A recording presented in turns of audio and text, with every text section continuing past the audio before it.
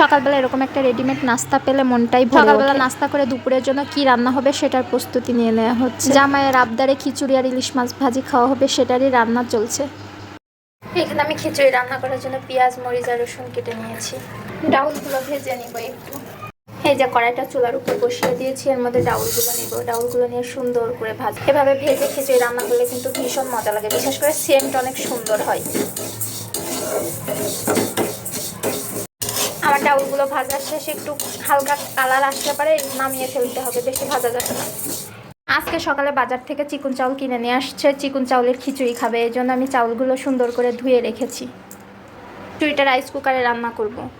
কুকারের মধ্যে সব কিছু দিয়ে দিচ্ছি, এবার পরিমাণ মতো সব মশলা দিয়ে দিব।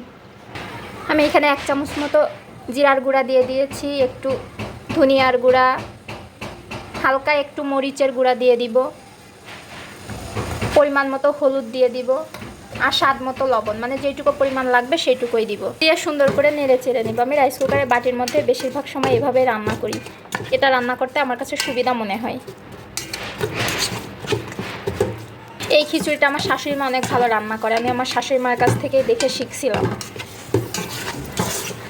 আবার আমার খালামণিও অনেক ভালো রান্না করতে পারে। আমি এর মধ্যে আস্ত গোটা কয়টা মশলা দিয়ে দিচ্ছি, এবারে ভালোভাবে নেড়ে চেড়ে এর মধ্যে আমি ডাউলগুলো দিয়ে ভালোভাবে ভেজে নেব। মধ্যে আমি ডাউলগুলোও দিয়ে দিচ্ছি। এভাবে ডাউলগুলো ভেজে নিলে টেস্ট অনেক ভালো লাগে, মানে এক কথায় সেন্টটা অনেক সুন্দর হয়।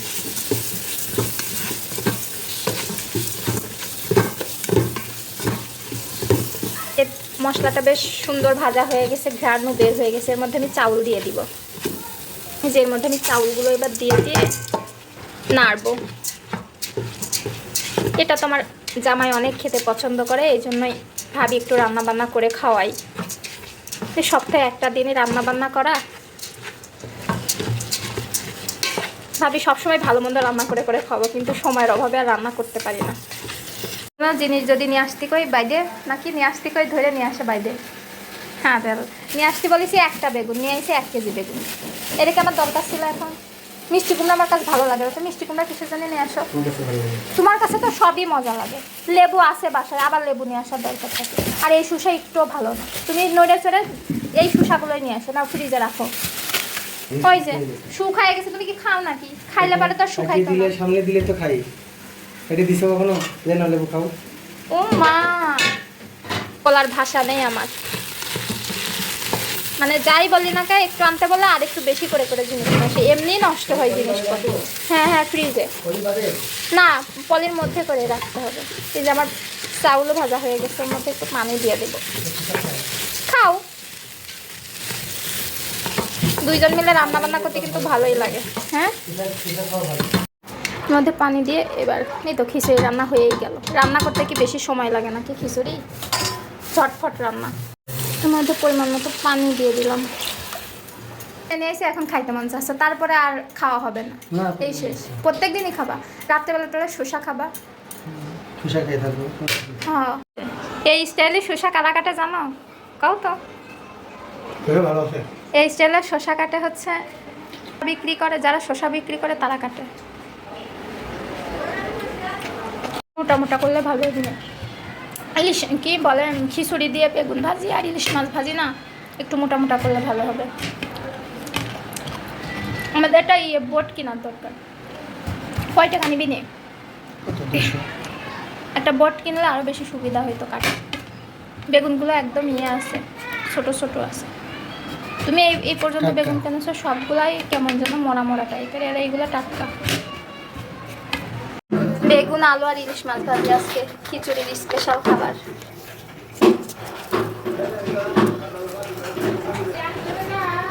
মরিচ হলুদ আর লবণ দিয়ে ভালোভাবে মাখিয়ে নেব, এরকম করে মাখায়ে ভাজি করব। সব কিছু মাখানো শেষ। ফ্রাই প্যানে ভাজি করলে পারে সুবিধা হয়, কড়াইতে অল্প ধরে, ফ্রাই প্যানে অনেকগুলো ধরে একবারে ভাজি করা হয়ে যাবে, সুবিধা বেশি। হ্যাঁ তাই দিছি।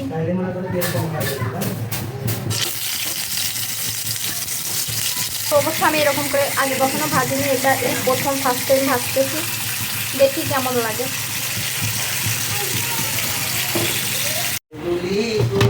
যে রান্না বান্না শেষ। খিচুড়ি মানে সেই ঝরঝরে হয়েছে, এত সুন্দর ঝরঝরে হয়েছে, এরকম করে রান্না করলে সেই ঝরঝরে হয়।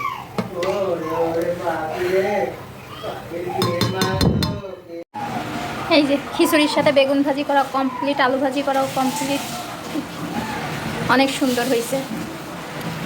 এই আমার জামাই ভালো শসা নিয়ে আইছে, প্রত্যেকটা শসার দেখো বিচি তাকায় তাকায় আছে, এরকম বিচি আলা শসা কি ভালো লাগে?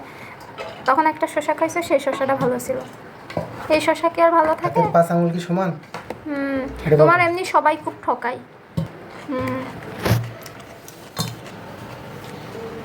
এই যে আজকের আয়োজন দুপুরবেলা, কেমন লাগতেছে? ভালো, থ্যাংক ইউ। স্বাদ কেমন হয়েছে সেটা বলো।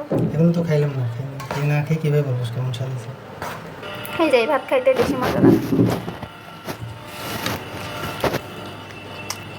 ভাজা আলু ফ্রাই আর ইলিশ মাছ ভাজা। দুজনে রাখলাম? হ্যাঁ, ওই মাথা কাল্লা বিশাল। কেমন লাগতেছে এবার বলো। মজা, আসল মজা। এরকম একটা আয়োজন দেখতেও ভালো লাগে, খেতেও কিন্তু ভীষণ মজা লাগে, স্বাদটাই বাড়িয়ে দেয়।